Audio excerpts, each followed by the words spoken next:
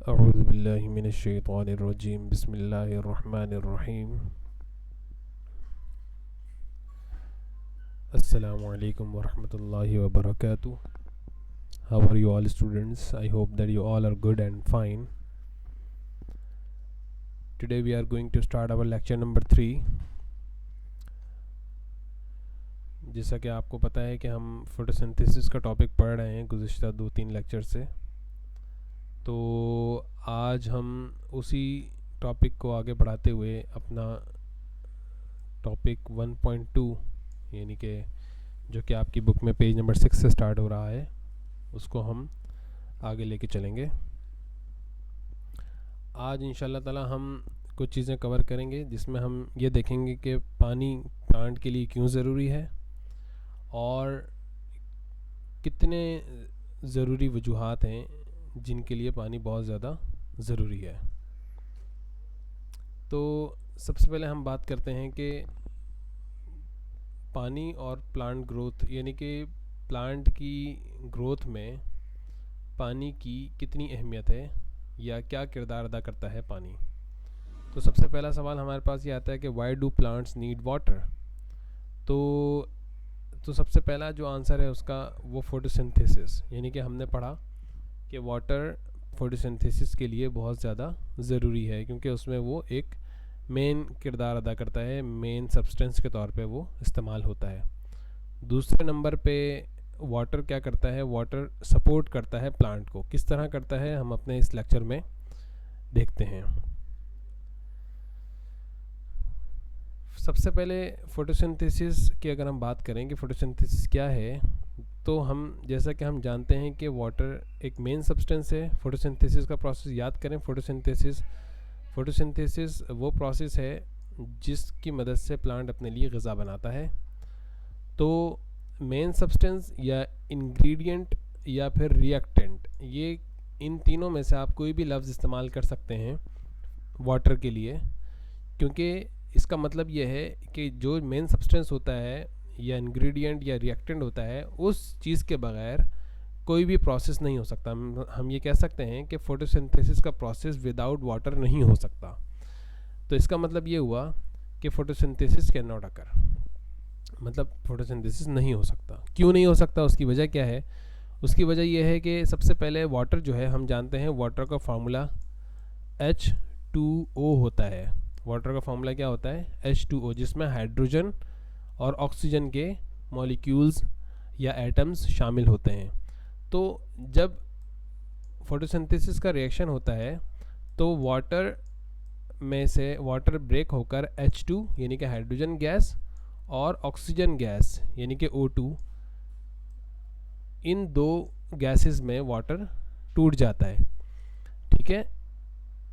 तो अब चूंकि वाटर हाइड्रोजन और ऑक्सीजन में टूटा, तो सबसे पहला काम ये होता है कि जब भी फोटोसिंथेसिस होता है वाटर जो है वो हाइड्रोजन और ऑक्सीजन गैसेस में ब्रेक हो जाता है।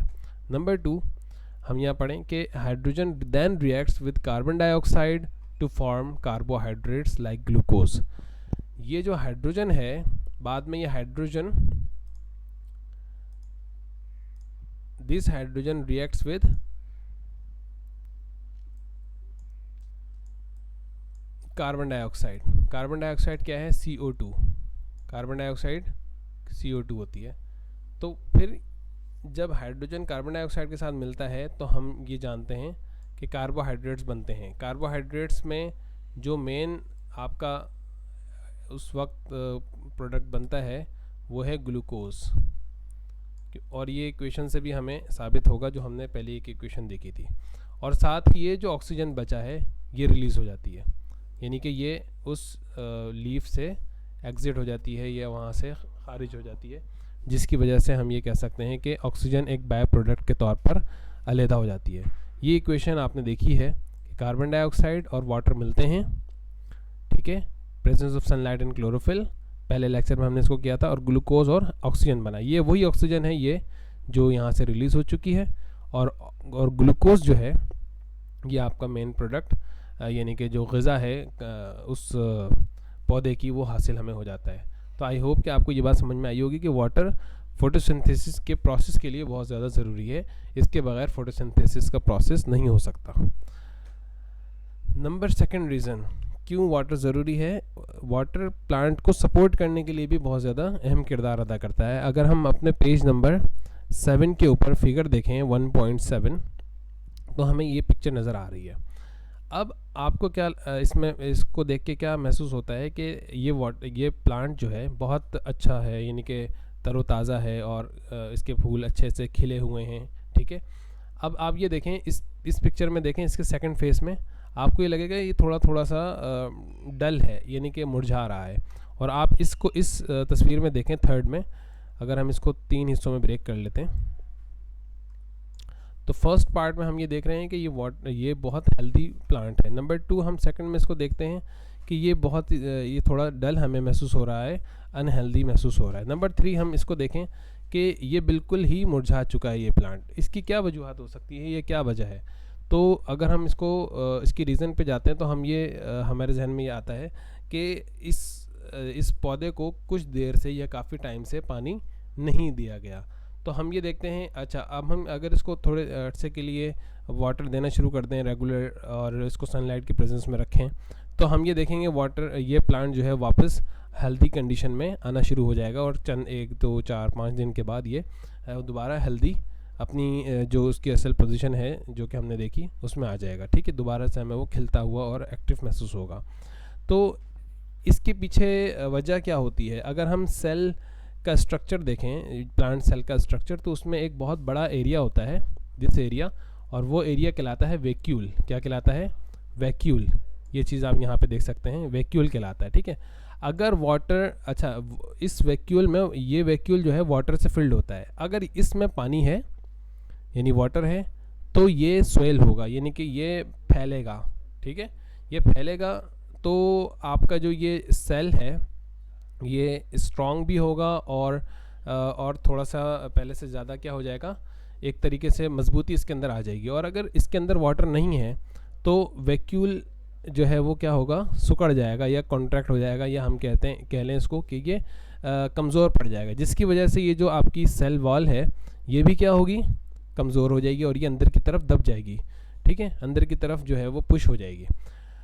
तो हम ये कहते हैं कि ये जो वैक्यूल है, जब इसके अंदर वाटर की जो सफिशेंट क्वांटिटी है वो होती है, तो ये सोइल होता है, यानी कि ये पुश बैक होता है और ये प्रेशर अप्लाई करता है इस सेल वॉल के ऊपर, और उस सेल वॉल के प्रेशर से फिर ये सेल वॉल, ये जो आपका प्लांट सेल है, ये एक्टिव और पहले से ज़्यादा मजबूत ज़ाहिर होता है, जिसके नतीजे में आपका जो प्लांट है वो एक स्ट्रॉन्ग पोजीशन में या एक एक्टिव पोजीशन में हमें नज़र आता है।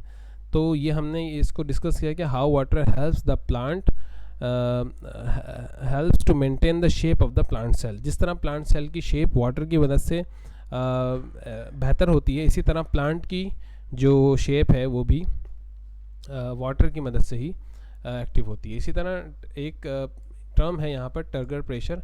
जब वैक्यूल स्ट्रॉन्ग होकर यानी कि स्वेल होकर या फैल कर सेल वॉल के ऊपर, एक ये जो आउटर आपको ग्रीन लेयर नज़र आ रही है, ये सेल वॉल है, सेल वॉल के ऊपर जब वो प्रेशर अप्लाई करता है तो हम उसको कहते हैं टर्गर प्रेशर।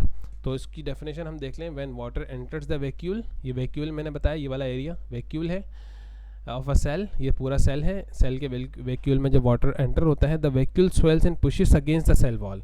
जो वैक्यूल है वो स्वेल होता है यानी कि फैलता है, ठीक है, और pushes against the cell wall. This pressure is called turgor pressure, supports the plant so that it does not wilt, यानी कि वो मुरझाए नहीं। तो ये आप इसकी डेफिनेशन को देख सकते हैं। तो आज की जो क्लास है उसमें हमने इस चीज़ को अच्छे से देखा और दो मेन वजूहात उसकी देखेंगे, वाटर क्यों इतना ज़्यादा ज़रूरी है प्लांट की ग्रोथ में, ठीक है। नंबर 1 फॉर फोटोसिंथेसिस और number 2 for support the plant. तो अब आप इस नोटिस को भी नोट कर लें, ये आपको मुसलसल 3 लेक्चर से मिल रहा है। इंशाल्लाह ताला जब आपकी कॉपीज़ आएंगी हमारे पास चेकिंग के लिए तो उस वक्त ये चीज़ काउंट होगी। इंडेक्स को लाजमी मेंटेन करें। और उसके साथ साथ आप जो आज का होम असाइनमेंट है वो आपका ये है कि क्विक टेस्ट आपका एक लिया जाएगा की पॉइंट्स पेज नंबर 5 पे, उसमें से कल इंशाल्लाह ताला वो मुमकिन है कि आपका टेस्ट लिया जाए ऑनलाइन क्लास में। मैं किसी भी स्टूडेंट से वो ऑन द स्पॉट जो है क्वेश्चन अनम्यूट करके उसको पूछ सकता हूँ। तो आप लोग प्लीज़ पेज नंबर 5 के ऊपर जो आपके की पॉइंट्स हैं उसको अच्छे से तरीके से याद कर लें। अब हम अपने डिस्कशन की तरफ चलते हैं। कोई भी सवाल है तो आप वहाँ पे पूछ सकते हैं। जज़ाकल्लाह।